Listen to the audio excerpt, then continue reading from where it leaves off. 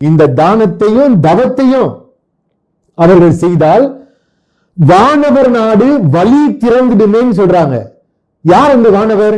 இறைவன், அகத்தீசன், முருகப்பெருமான், ராமலிங்க சுவாமிகள், பட்டினத்தார், 9 கோடி சித்தர்கள், நாம் வணங்கக்கூடிய தெய்வங்கள், இதெல்லாம் எப்ப நமக்கு வழி திறக்கும் அப்படின்னா நாம் செய்யக்கூடிய தானத்தாலையும் தவத்தாலையும் தான். இந்த லெகுவான நெறிமுறைகளை வழிமுறைகளை தான் நம்முடைய குருநாதர் சொல்றாங்க.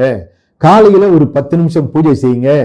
ஆசான் அகத்தீசன் நாமத்தையோ, முருகப்பெருமான் நாமத்தையோ, ராமலிங்க சுவாமிகள் நாமத்தையோ, திருமூலர் நாமத்தையோ, அருணகிரிநாத பெருமானுடைய நாமத்தையோ, ஓம் சரவண ஜோதியே நமோ நம, அல்லது ஓம் அகத்தீசாய நம, அல்லது ஓம் ராமலிங்க தேவாய நம, அல்லது ஓம் திருமூல தேவாய நம, அல்லது ஓம் அருணகிரிநாதர் தேவாய நம, அல்லது இந்த கலியுகத்தில் முருகனே அரங்கனாகவும் அரங்கனே முருகனாகவும் 30 முக்கோடி தேவர்களுடைய நல்லாசி பெற்று அவர்களுடைய பெருமையை பறைசாட்டி கொண்டிருக்கக்கூடிய, உலகத்திற்கு எடுத்துரைக்கக்கூடிய ஒரே சிறந்த மகான் தவத்திரு ஆறுமுக அரங்க மகா தேசிக சுவாமிகள், அவருடைய திருநாமத்தை ஓம் ஆறுமுக அரங்க மகா தேசிகாய நம என்று யார் ஒருவர் மனமுவந்து அவருடைய திருநாமத்தை ஓதுகின்றார்களோ அவர்களுக்கு நிச்சயமாக வாழ்க்கையில் பல மாற்றங்கள், பல அதிசயங்கள், பல அற்புதங்கள் நிகழும்.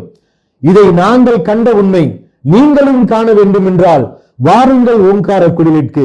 ஓங்காரக்குடியில் நடைபெறக்கூடிய அன்னதான பணிகளில் உங்களை ஈடுபடுத்திக் கொண்டு நீங்களும் உங்களுடைய சந்ததியும் சிறப்பதற்கு பாடுபடுங்கள் என்று அன்போடு வேண்டி கேட்டுக்கொண்டு முடிக்கின்றேன். வணக்கம்.